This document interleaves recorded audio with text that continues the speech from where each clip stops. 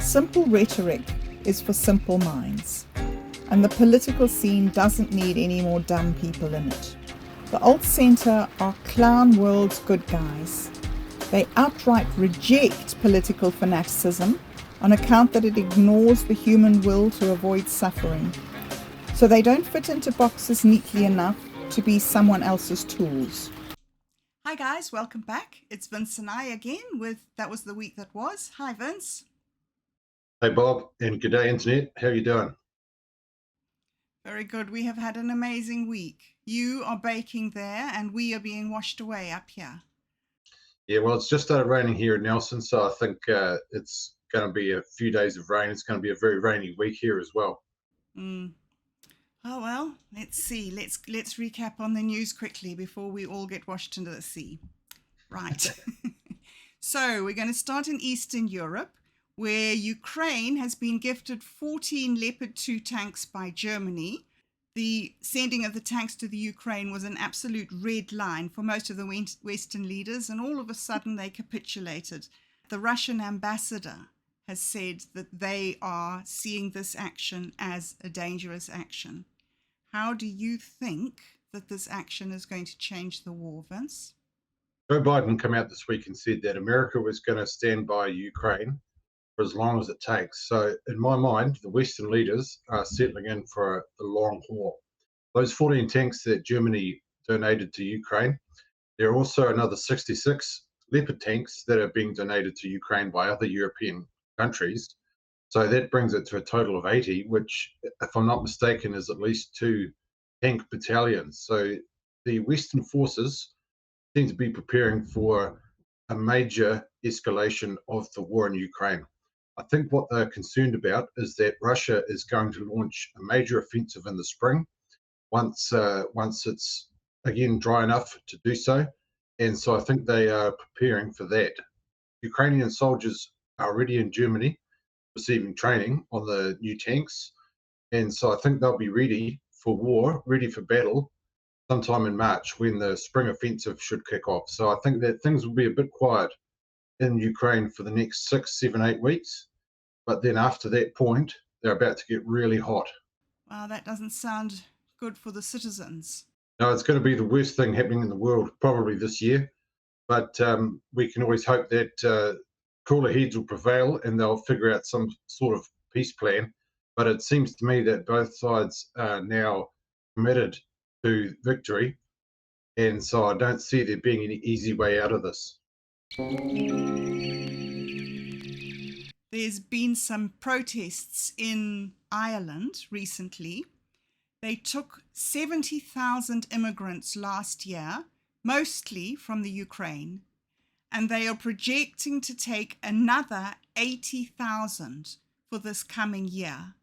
There was earlier this week an Irishman who was actually pack raped while walking with a dog by 3 Muslim refugees. It's going to be your kids, mate. It's going to be your money. It's going to be your last name. And you've got to own this shit. Man, well said. And that was one of the reasons for the initial anti-immigration protests. But those have since escalated on account of all of the Ukrainian refugees that are also coming in.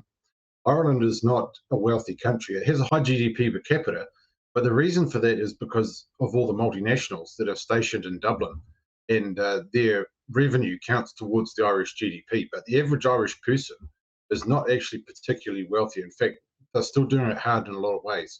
So they're extremely unhappy to see the meagre government resources that they have in Ireland being spent on refugees.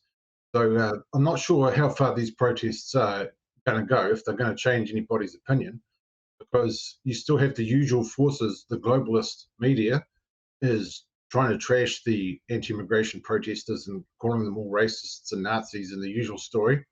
So it remains to be seen if they're going to keep protesting or if they're going to end up bending the knee to the globalists. I think a lot of the Ukrainian refugees expected that Western Europe was going to be 99% white like Ukraine and Russia are, and they've got quite the culture shock to end up getting dumped in poor neighbourhoods in England and Ireland, which are majority Muslim and African.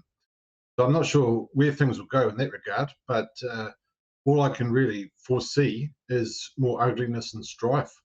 Goodness me. And we have the Great Resignation, which is also happening, which is some other sort of protest movement. And we've followed it already a little bit. Last week, somebody announced that there was 7.2 million men in America who've just dropped out of the workforce. And apparently, at the same time as this is happening, there's 770,000 manufacturing jobs that nobody will apply for. These unemployed men are spending 7 hours per day relaxing, playing games, and watching TV, which made me think, what are they doing with the rest of their time? I think a lot of workers, especially in America, are finding that it just doesn't add up anymore. $30 an hour, that might sound like a fair bit of money, but if you think 2,000 hours a year, that's only 60,000 a year for expenses. So after taxes and expenses are paid, you'd be lucky to save $10,000 or $15,000 of that. And the average house in America recently has also spiked. In California, it's already over $1 million per average house. And in America, even in the flyover states in the Midwest, where few people want to live, the average house is still already 400,000. So if you can save $10,000 or $15,000 a year, you're still a long way from getting into a house. So the equation just doesn't add up for a lot of people. The ruling class expects people to work. The ruling class acts as if they're owed 40 hours a week of labour from every labour unit, otherwise known as a citizen. But that doesn't mean that there's sufficient motivation on the part of the citizens to actually do that. The average worker no longer feels like he has a nation or community to really contribute towards. Things are now so multicultural that no one feels like society is really theirs anymore. And because of that, no one feels an incentive to really contribute. So I think this great resignation is going to get much, much, much worse. And I think you'll also see that there's an equivalent movement happening everywhere else in the Western world. I think another word for the Great Resignation is the Great Revolution. I hope so. I think I hope that people won't just give up on life completely, but rather try and shift the narrative so that instead of just being exploited by capitalist interests, the laws are changed to give the workers a fair deal. Well, I think people are building their own communities. They're walking away from mainstream. So let's see how it goes. Anyway, so we're going to come home to New Zealand now, having been abroad. About an hour down the road from where I live, a little 10-year-old boy went to stab a policeman and was tasered. The thing that hit me was that he was 10 years old. Our criminals are starting younger and younger and younger. Where do you, as the alt centre, stand on this issue, Vince? In my opinion, child criminals are an example of advanced social decay. And in my estimation, the advanced social decay that we have in New Zealand has really set in since euthanasia in 1991, where beneficiaries had their benefits slashed so hard that it was no longer possible to realistically survive without desperation.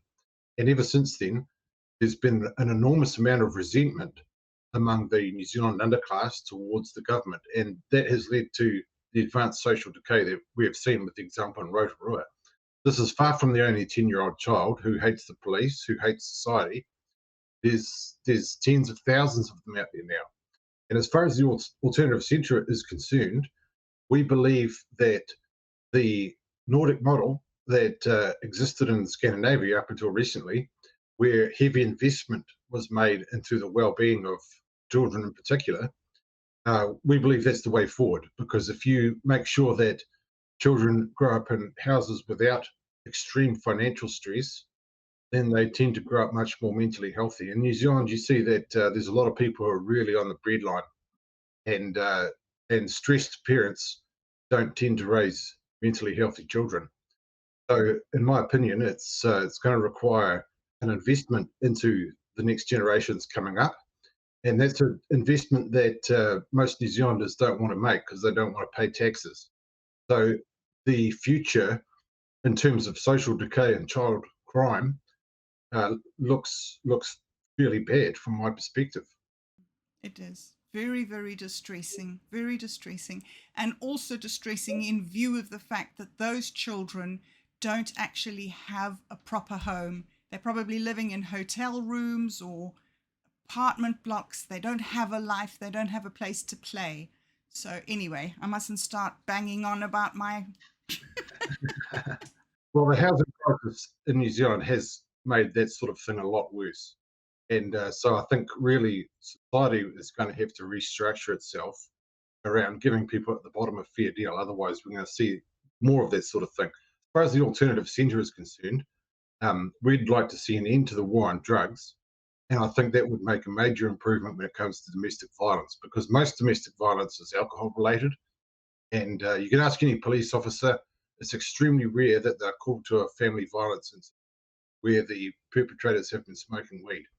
So I think ending the war on drugs would make a huge difference to Maori families in particular, because cannabis use is so popular among Maori people. And that would filter through to children being a lot less stressed and thereby a lot less tempted to become criminal. Very, very good. Yes, I like that way of thinking. Right, so another thing that we've talked about before that's quite engaged me in some way, and I'm not sure where I stand on it exactly, is racial differences, Vince. I found a study by a team of scientists that was researching which countries are the most loving. The USA, Italy, Portugal, and Hungary are the most loving people, while the Chinese, the Germans, the Turkish, and the Pakistanis are the least loving. There's also a strange finding that lovingness increases as modernness increases, and then all of a sudden you get to a level and lovingness decreases. So all this modernization is not all positive. I think there's a very strong correlation between the level of happiness in an individual or a group and the degree to which they can be loving. I think what you can see is, as far as modernization is concerned, when there's a moderate amount of modernization that takes away people's material stresses and thereby increases their happiness, thereby increases their lovingness. But once you go past a certain point, degeneracy and materialism start to kick in. Once you've become too modernized, you start not caring about anything other than the material world, and that makes people afraid, and that fear makes people selfish. So I think really it goes in cycles. If you're lucky, you'll grow up around happy and not stressed people, and that'll lead to good mental health. But to my mind, it's mostly mental health related. How interesting. Wow. Very interesting. What a week, Vince. What a week that was. Yeah, it was another crazy week. And I think that this year is going to involve a lot of them. I think things are going to get crazier and crazier every week this year. So we have to hang tight and do some more good shows. Yes, we're doing reality TV, aren't we? Okay, great. Thank you very much for joining us, everybody. And that was the week that was.